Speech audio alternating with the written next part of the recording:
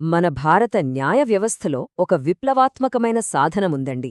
దాని పేరే ప్రజాప్రయోజన వ్యాజ్యం, షార్ట్గా చెప్పాలంటే పిఐఎల్. ఇదేంటంటే సామాన్యుడి చేతికి కూడా న్యాయాన్ని అందించే ఒక పవర్ఫుల్ తాళం చెవినాంటిదనమాట. సో ఈరోజు మనం దీని గురించే వివరంగా తెలుసుకోబోతున్నాం. ఒక్కసారి ఆలోచించండి, తనకు ఏమాత్రం పరిచయం లేని వాళ్లకోసం, వాళ్లకు జరిగిన అన్యాయం కోసం ఎవరైనా కోర్టుకు వెళ్లగలిగితే వినడానికే చాలా ఆసక్తిగా ఉంది కదా. అవును, తనకు డైరెక్ట్గా సంబంధం లేకపోయినా సరే అన్యాయానికి గురైన వాళ్ల తరపున నిలబడి పోరాడటం, ఇదే ప్రజాప్రయోజన వ్యాజ్యం వెనుకున్న అసలు సిసలైన కాన్సెప్ట్. రండి దీని గురించి ఇంకా లోతుగా చూద్దాం. సరే, ఈ ప్రజాప్రయోజన వ్యాజ్యం అంటే పిఐఎల్ రాకముందు అసలు మన న్యాయ వ్యవస్థ పరిస్థితి ఎలా ఉండేది? ఒక రకంగా చెప్పాలంటే న్యాయమనేది చాలామందికి మూసేసిన తలుపులా ఉండేదనమాట. మరి ఆ తలుపు అవతల బయట ఉండిపోయిందెవరు?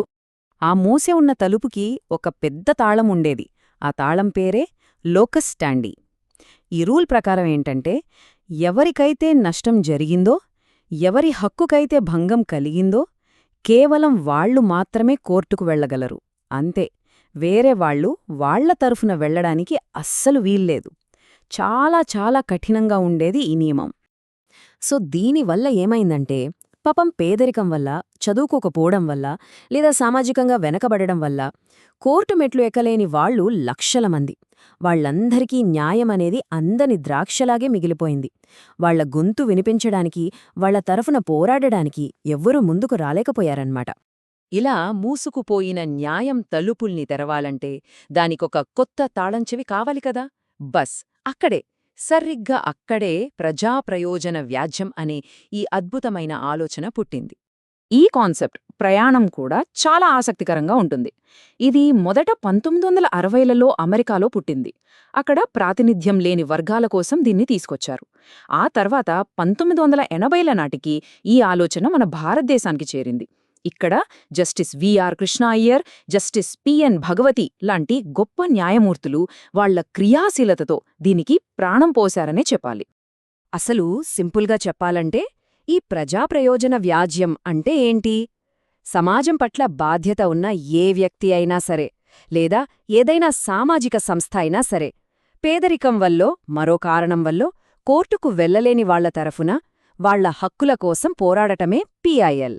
చూశారా, ఇది ఆ పాత లోకస్ స్టాండీ అనే రూల్ను తలకిందులు చేసేసింది. మరి దీని వెనకున్న అసలు ఉద్దేశ్యాలేంటి? ముఖ్యంగా మూడున్నాయండి. మొదటిది, చట్టం ముందు అందరూ సమానమే అనే నియమాన్ని కాపాడటం. రెండోది, సామాజికంగా ఆర్థికంగా వెనకబడిన వాళ్లకు కూడా న్యాయాన్ని అందుబాటులోకి తీసుకురావటం. ఇక మూడోది చాలా ముఖ్యమైనది, మన రాజ్యాంగం ఇచ్చిన ప్రాథమిక హక్కులకు ఒక నిజమైన అర్థాన్ని, ఒక సార్థకతను తీసుకురావటం. సరే, బావుంది. ఈ కొత్త తాళంచెవి అయితే మన చేతికి వచ్చింది.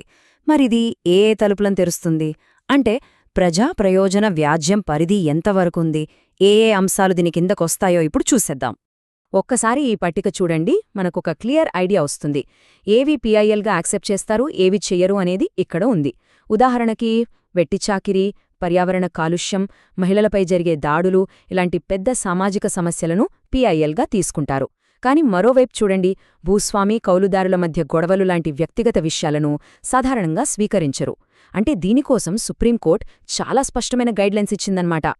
ఇక్కడ మనం గమనించాల్సిన ఒక చాలా చాలా ఇంట్రెస్టింగ్ పాయింట్ ఏంటంటే, మామూలు కేసుల్లా కాకుండా ఈ పిఐఎల్ కేసుల్లో కోర్టు పాత్ర కేవలం తీర్పు చెప్పే మధ్యవర్తిలా ఉండదు.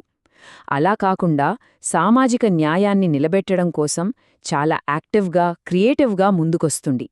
ఇది మామూలు కేసుల విచారణకు దీనికి ఉన్న మేజర్ తేడా. అయితే ఇంత పవర్ఫుల్ ఆయుధాన్ని లేదా తాళం చెవిని తప్పుగా వాడే ప్రమాదం కూడా ఉంటుంది కదా. అందుకే దీన్ని దుర్వినియోగం చెయ్యకుండా కాపాడటం, దీని అసలు ఉద్దేశ్యం దెబ్బతినకుండా చూడటం కూడా అంతే ముఖ్యం. ఈ విషయంపై సుప్రీంకోర్టే ఒక స్ట్రాంగ్ వార్నింగ్ ఇచ్చింది. ఏమని చెప్పిందంటే, పిఐఎల్ అంటే పబ్లిక్ ఇంట్రెస్ట్ లిటిగేషన్, కానీ అది పబ్లిసిటీ ఇంట్రెస్ట్ లిటిగేషన్గా మారకూడదు. అంటే ప్రచారం కోసం వేసేదిగా. అలాగే ప్రైవేట్ ఇంట్రెస్ట్ లిటిగేషన్గా, అంటే వ్యక్తిగత లాభం కోసం. ఇంకా దారుణం, పైసా ఇంట్రెస్ట్ లిటిగేషన్గా, అంటే డబ్బున కోసం వేసేదిగా అస్సలు మారకూడదు అని చాలా గట్టిగా చెప్పింది. ఇది నిజంగా చాలా చాలా కీలకమైన హెచ్చరిక. అందుకే ఏ పీఐఎల్ అయినా సరే కోర్టులు గుడ్డిగా తీసుకో దాన్ని యాక్సెప్ట్ చేసే ముందు ఒక ప్రాసెస్ ఫాలో అవుతాయి. ఫస్ట్, పిటిషన్ వేసిన వాళ్ల అర్హత ఏంటో చూస్తాయి. వాళ్ళు నిజంగా దీనికోసం పోరాడేవాళ్లేనా అని. సెకండ్, పిటిషన్లో చెప్పిన విషయాల్లో నిజమెంతుందో చెక్ చేస్తాయి. థర్డ్, ఇది నిజంగా ప్రజా ప్రయోజనానికి సంబంధించిన విషయమేనా లేక ఏదైనా చిన్న గొడవ అని నిర్ధారించుకుంటాయి. ఫైనల్గా దీని వెనకాల ఏవైనా వ్యక్తిగత లాభాలు, స్వార్థపూరిత ఉద్దేశాలున్నాయా అని కూడా చూస్తాయి. ఇవన్నీ క్లియర్ అయితేనే కేసు ముందుకు వెళ్తుంది. సో చివరిగా ఒకసారి చూస్తే ప్రజా ప్రయోజన వ్యాజ్యం అనేది మన న్యాయ వ్యవస్థకు ఇచ్చిన వారసత్వమేంటి, అది మన సమాజంపై ఎలాంటి గొప్ప ప్రభావాన్ని చూపించిందో ఒక్కసారి గుర్తు చేసుకుందాం. ఫైనల్గా చెప్పాలంటే పిఐఎల్ యొక్క అల్టిమేట్ గోల్ ఒక్కటే, న్యాయాన్ని పేదవాడి ఇంటి గడప దగ్గరకు తీసుకురావడం. ఎవరికైతే గొంతు లేదో వాళ్ళకి ఒక బలమైన గొంతుగా అవ్వడం. అందుకే దీన్ని న్యాయ సహాయ ఉద్యమంలో ఒక కీలకమైన వ్యూహంగా చూస్తారు. ఈ చార్ట్ చూస్తే మనకు విషయం ఇంకా క్లియర్గా అర్థమవుతుంది. చూడండి, పిఐఎల్లో మెజారిటీ అంటే దాదాపు 70% ఎవరికోసం ఫైల్ అవుతున్నాయో తెలుసా? ఇప్పటిదాకా న్యాయానికి దూరంగా ఉండిపోయిన బలహీన వర్గాల కోసమే. వాళ్లకు న్యాయం అందించడమే దీని ప్రధాన లక్ష్యమని ఈ నంబర్సే చెప్తున్నాయి. సో మనం ఈ అంశాన్ని ఒక ప్రశ్నతో ముగిద్దాం. ఇంత పవర్ఫుల్ అయిన ఈ న్యాయ సాధనాన్ని ఒకవైపు దుర్వినియోగం కాకుండా కాపాడుకోవాలి, మరోవైపు న్యాయం తలుపులు అందరికోసం ఎప్పుడూ తెరిచే ఉండేలా చూసుకోవాలి. ఈ రెండింటి మధ్య బ్యాలెన్స్ ఎలా సాధించాలి? ఇది మన సమాజం, మన న్యాయ వ్యవస్థ అందరం కలిసి నిరంతరం ఆలోచించాల్సిన ప్రశ్న.